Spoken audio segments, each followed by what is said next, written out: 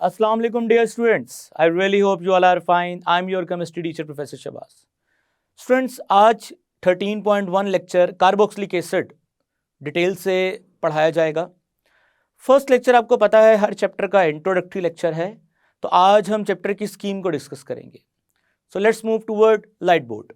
जी dear students, तो आज हम अपना लेक्चर स्टार्ट करते हैं carboxylic acids. Students, carboxylic acid जो है आप सब जानते हैं कि इसका जनरल फॉर्मूला है RC double bond OOH। Students, आप जानते हैं कि इस C double bond O group को हम कार्बोनाइल ग्रुप का नाम देते हैं, कार्बोनाइल ग्रुप, और इस OH को हम हाइड्रोक्साइल या हाइड्रोक्सल का नाम देते हैं। जी स्टूडेंट्स, अगर आप इकट्ठा कार्बोनाइल और हाइड्रोक्सिल ग्रुप को एक ही नाम देना चाहें तो कार्बोनाइल में से कार्बो और हाइड्रोक्सिल में से ऑक्सल का वर्ड लेंगे तो ये एक नया वर्ड जो ड्राइव होगा वो होगा कार्बोक्सिल ग्रुप। तो स्टूडेंट्स, COOH को यानी COOH को कार्बोक्सिल ग्रुप भी कहते हैं। सो अगर कार्बोक्सिल ग्रुप के साथ R लगा है तो ये एसिड है named as carboxylic acid. Student, सबसे पहले तो आपको क्लासिफिकेशन पढ़ाई जाएगी कार्बोक्सिलिक एसिड्स की। तो कार्बोक्सिलिक एसिड्स की ना क्लासिफिकेशन दो तरीकों से की जा सकती है। एक तो है साइड चेन की बेस पे। अगर साइड चेन R यानी कि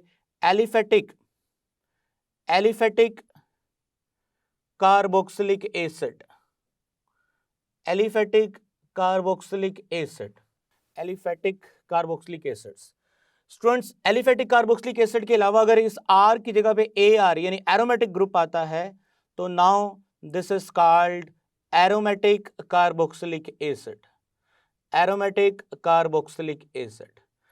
सो सबसे पहले तो साइड चेन की बेस पे कार्बोक्सिलिक एसिड दो तरह के आपको मिलेंगे, एलिफेटिक एंड एरोमेटिक। अब ना स्क्रीन पे आपको ना एलिफेटिक और एरोमेटिक दोनों की एग्जांपल नजर आ रही हैं, यानी कि एसिटिक एसिड जो है एलिफेटिक है और बेंजोइक एसिड जो है ना वो एरोमेटिक कार्बोक्सिलिक एसिड है। स्टूडेंट्स, इसके अलावा कार्बोक्सिलिक एसिड्स को हम क्लासिफाई कर सकते हैं एक और कैटेगरी में ऑन द बेसिस ऑफ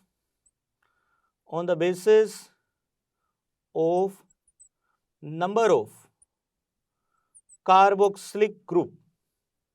यानी अगर एक कार्बोक्सिलिक ग्रुप है तो मोनोकार्बोक्सिलिक एसिड, दो कार्बोक्सिलिक ग्रुप हैं तो डाई कार्बोक्सिलिक एसिड। जैसे फॉर एग्जांपल ऑक्सैलिक एसिड जो है ना वो डाई कार्बोक्सिलिक एसिड है। जैसे एसिटिक एसिड है, आपको स्क्रीन पे दोनों के फार्मूले नजर आ रहे हैं, तो मोनोकार्बोक्सिलिक एसिड। इस तरह तीन कार्बोक्सिलिक एसिड होंगे तो ट्राई, या ज्यादा आएंगे तो पॉलीकार्बोक्सिलिक एसिड भी कहा जा सकता है। स्टूडेंट्स, इसके बाद जब हम क्लासिफिकेशन पढ़ेंगे तो क्लासिफिकेशन के बाद डेफिनेटली हम मूव करेंगे नॉमेनक्लेचर के ऊपर।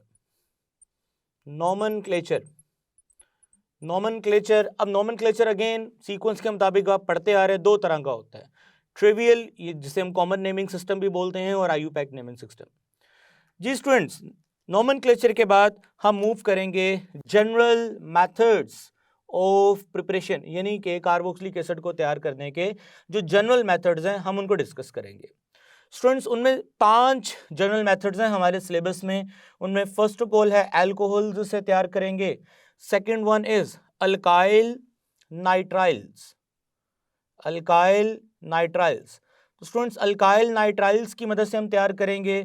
Third one is from Grignard reagent का इस्तेमाल करेंगे।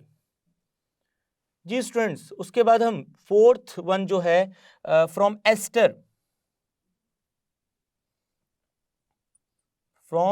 एस्टर्स।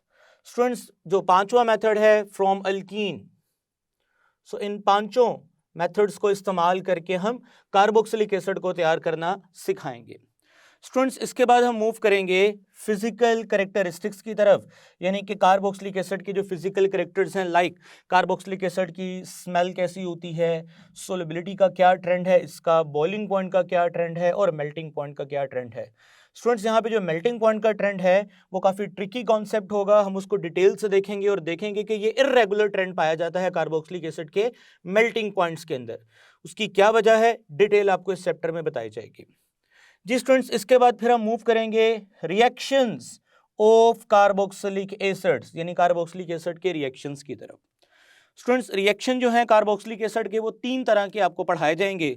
एक वो रिएक्शन जिनमें कार्बोक्सिलिक एसिड का ऑक्सीजन और हाइड्रोजन के दरमियान बॉन्ड टूटेगा, यानी कि जब H+ निकलेगा, यानी कि when carboxylic acid behave like as an acid, तो स्टूडेंट्स तब हम इसका बेस के साथ रिएक्शन करवाएंगे, कार्बोनेट्स के साथ रिएक्शंस करवाएंगे, बाइकार्बोनेट के साथ रिएक्शन करवाएंगे और उसके अलावा मेटल्स के साथ रिएक्शन करवाएंगे हम कार्बोक्सिलिक एसिड का।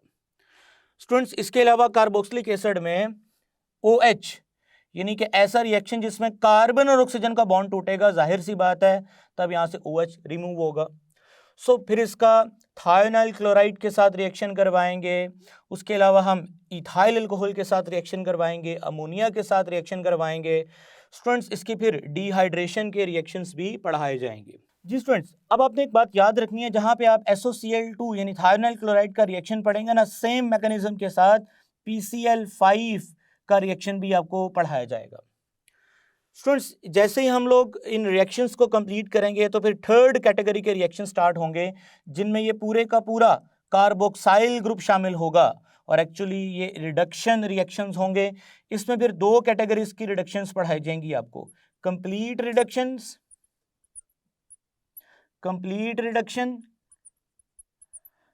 और इसी तरह से students partial reduction.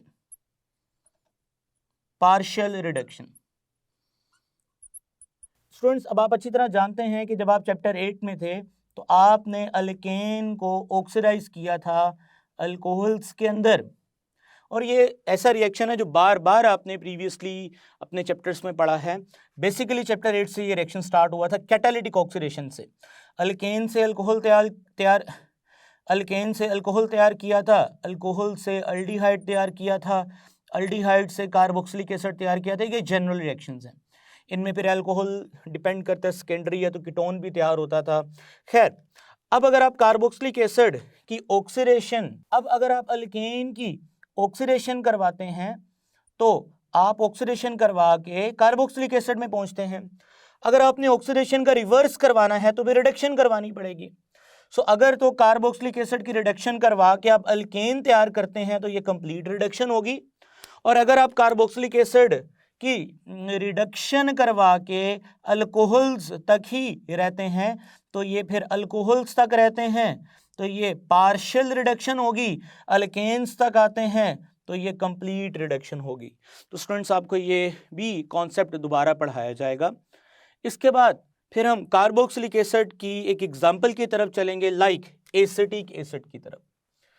Students acetic acid के सबसे पहले आपको प्रेपरेशंस पढ़ाई जाएंगी इन लेबोरेटरी और इसकी मैन्युफैक्चरिंग पढ़ाई जाएगी इंडस्ट्री के अंदर, यानी एसिटिक एसिड लैब में और इंडस्ट्री में कैसे तैयार किया जाता है।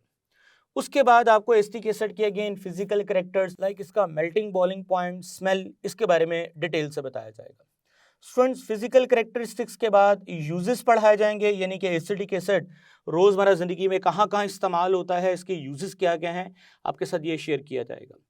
जी स्टूडेंट्स, एसिटिक एसिड को डिटेल से पढ़ने के बाद अब जो अगला पॉइंट हम लोग शुरू करेंगे which is called imino acid. Students imino acid क्या होता है, अगर मैं उसका जनरल फॉर्मूला यहाँ बनाऊँ तो दिस इज CHRCOOH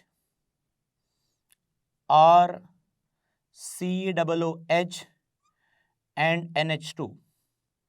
एक्चुअली ये ऐसे ऑर्गेनिक केमिकल्स हैं, इन्हें बायो ऑर्गेनिक केमिकल्स भी बोलते हैं, जिनमें कार्बोक्सिलिक ग्रुप और इमाइनो ग्रुप इकट्ठा पाया जाता है। हम इन्हें इमाइनो एसिड्स का नाम देते हैं। डिटेल तो आपको बताई जाएगी जब हम ये पढ़ना शुरू करेंगे। स्टूडेंट्स सबसे पहले तो ना इमाइनो एसिड के बारे में आपको बताया जाएगा और इमाइनो एसिड की क्लासिफिकेशन डिस्कस की जाएगी कार्बोक्सिलिक एसिड यानी एसिडिक एसिड को पढ़ने के बाद। क्योंकि इसमें भी कार्बोक्सिलिक ग्रुप है, सो इमाइनो एसिड को भी इस चैप्टर में इसलिए डिस्कस किया जा रहा है कि ये कार्बोक्सिलिक एसिड की ही एक कैटेगरी का कंपाउंड है। So students on the basis of nature की बेस पे इमाइनो एसिड को कैटेगराइज किया जाएगा। स्टूडेंट्स याद रखिए नेचर की बेस पे ना इमाइनो एसिड 3 तरह का होता है। एक, अगर आप नेचर की बेस पे बात करते हैं तो उसकी जो 3 कैटेगरी हैं, सबसे पहले ये बेसिक नेचर के भी होते हैं, फिर ये एसिडिक नेचर के भी होते हैं। आपको ना स्क्रीन पे साथ साथ स्लाइड में नज़र भी आ रहे हैं कि कौन ऐसे अमाइनो एसिड हैं जो बेसिक हैं, कौन ऐसे हैं जो एसिडिक हैं, और उसके अलावा ये न्यूट्रल भी होते हैं। स्टूडेंट सबसे पहले तो on the basis of nature के लिहाज से इसको क्लासिफाई कर दिया, उसके बाद ना नेसेसिटी यानी ज़रूरत के लिहाज से भी इसको क्लासिफाई किया जाएगा। अब ये क्लासिफिकेशन जो ज़रूरत के लिहाज से है ना, वो 2 तरह की है। उनमें एक तो है एसेंशियल और फिर दूसरे होंगे नॉन एसेंशियल।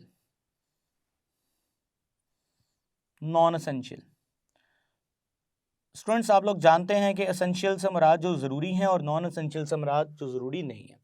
वैसे तो बेसिक नॉलेज आप सबको है जो आपने छोटी क्लासों में पढ़ रखा है, लेकिन इधर भी आपको दोबारा से ये रिव्यू करवाया जाएगा। स्टूडेंट्स इमाइनो एसिड की क्लासिफिकेशन को पढ़ने के बाद हम मूव करेंगे नेमिंग सिस्टम यानी नोमेनक्लेचर की तरफ। वैसे तो इमाइनो एसिड के जो नेमिंग सिस्टम है ना वो IUPAC के मुताबिक ही हैं, लेकिन ज़्यादातर इमाइनो एसिड को हम उनके कॉमन नेम की बेस पे बुलाते हैं। फॉर एग्जांपल अगर मैं ग्लाइसिन, जिसका फॉर्मूला आपको स्क्रीन पे नज़र आ रहा है, तो स्टूडेंट्स उसको ना ग्लाइसिन इसलिए बोला जाता है क्योंकि ये स्वीट्स में से यानी मीठे में से दरियाफ्त हुआ था। ग्लाइकोज मीठे को कहते हैं, उसकी बेस पे हमने इसको ग्लाइसिन का नाम दे दिया। यानी अमाइनो एसिड के एंड पर आप ना INE का वर्ड देखेंगे। इस तरह से स्टूडेंट्स टायरोसिन जो है ना वो टायरोस यानी चीज़। टायरोसिन जो अमाइनो एसिड है वो चीज़ में से डिस्कवर हुआ था, सो उसका नाम चीज़ में से डिस्कवर। अच्छा, ये ग्रीक लैंग्वेज के वर्ड हैं ग्लाइकोस या टायरोस। सो चीज़ टायरोस जो है ना वो चीज़ को बोलते हैं, तो टायरोसिन ऐसा अमाइनो एसिड जो चीज़ में से डिस्कवर। फॉर्मूला आपके स्क्रीन पे नज़र आ रहा है। यानी ये ना नेमिंग जो है ना ये कॉमन नेमिंग है, यही होती है ना common naming on the basis of place of discovery, person या हिस्ट्री की बेस पे जो नाम दिया जाता है वो ट्रेवल या कॉमन नेम कहलाता है। ऑल्दो इन सब के IUPAC नेम्स भी हैं। अब ये हम नोमेनक्लेचर के पॉइंट में डिस्कस करेंगे। स्टूडेंट्स नोमेनक्लेचर पढ़ने के बाद आपको इमाइनो एसिड का एसिडिक एंड बेसिक नेचर समझाया जाएगा। फॉर एग्जांपल अगर आप इमाइनो एसिड का जो जनरल फॉर्मूला है जो मैंने यहाँ बनाया है उसको देखें तो स्टूडेंट्स आप जान जाएंगे कि इमाइनो एसिड का जो जनरल फॉर्मूला है उस जनरल फॉर्मूला में आप लोग ये जान रखें कि ये जो R है ये तो वेरिएबल है, चेंज होता रहेगा, यानी ये वेरिएबल ग्रुप है। वेरिएबल ग्रुप ऐसा ग्रुप जिसमें तब्दीलियां करेंगे हम लोग, तभी तो इमाइनो एसिड्स की आगे टाइप्स बनेंगे ना। सो अगर इमाइनो एसिड को देखा जाए तो इसमें ना 2 ग्रुप्स पाए जाते हैं, कार्बोक्सिलिक ग्रुप यानी कि जो एसिडिक ग्रुप है, और इमाइनो ग्रुप जो कि बेसिक ग्रुप है। तो students acidic and basic nature जो है ना इमाइनो एसिड के डिस्कस करेंगे इस टॉपिक में, क्योंकि इसमें दोनों बिहेवियर्स पाए जाते हैं। अब कुछ इमाइनो एसिड ऐसे होंगे जिनमें ओवरऑल बेसिक नेचर ज़्यादा हो जाएगा इस R की बेसिक नेचर की वजह से, सो वो ओवरऑल बेसिक इमाइनो एसिड्स होंगे। और कुछ इमाइनो एसिड्स ऐसे होंगे जिनमें R के जो ग्रुप है ना उनमें एसिडिक करेक्टर्स आएंगे, यानी एसिडिक ग्रुप्स आ जाएंगे, तो वो एसिडिक इमाइनो एसिड्स होंगे। और कुछ इमाइनो एसिड्स होंगे जिनमें R न्यूट्रलिटी पे रहेगा, तो वो ओवरऑल एसिडिक और बेसिक भी दो यानी एक एसिडिक एक बेसिक है, ओवरऑल वो न्यूट्रल इमाइनो एसिड्स में आएंगे। पढ़ेंगे हम इसको डिटेल में जी स्टूडेंट्स। इसके बाद ना हम सिंथेसिस ऑफ इमाइनो एसिड यानी इमाइनो एसिड को तैयार कैसे किया जाता है। 2 तरीके हैं हमारे सिलेबस में, एक ब्रोमो एसिड है अल्फा ब्रोमो एसिड, और दूसरा स्ट्रिकर सिंथेसिस है। तो स्ट्रिकर सिंथेसिस में आपको ये दोनों मेथड्स जो है ना ये इमाइनो एसिड को तैयार करने के लिए। स्टूडेंट्स इसके बाद ना आपको रिएक्शंस पढ़ाए जाएंगे इमाइनो एसिड्स के। इमाइनो एसिड्स के रिएक्शन में सबसे पहले है स्टीरिफिकेशन रिएक्शन। ऐसा रिएक्शन जो इमाइनो एसिड में कार्बोक्साइल ग्रुप की वजह से होता है उसे हम स्टीरिफिकेशन रिएक्शन बोलते हैं। और स्टूडेंट्स ऐसा रिएक्शन जो NH2 की वजह से होगा, यानी reaction with nitrous acid. 2 reactions हैं, एक कार्बोक्सिलिक एसिड के ग्रुप की वजह से और एक इमाइनो ग्रुप की वजह से। जी स्टूडेंट्स, इसके बाद हम लास्ट पॉइंट की तरफ चलेंगे, पेप्टाइड। पेप्टाइड क्या होता है स्टूडेंट्स? जब एक अमीनो एसिड कनेक्ट होता है किसी दूसरे अमीनो एसिड के साथ तो उनके दरमियान में जो बॉन्ड बनता है उसको पेप्टाइड बोलते हैं। तो स्टूडेंट्स, दो अमीनो एसिड के दरमियान में एक पेप्टाइड बॉन्ड है। सो अगर 3 अमीनो एसिड आ गए तो 3 अमीनो एसिड का मतलब है कि 2 पेप्टाइड बॉन्ड हैं।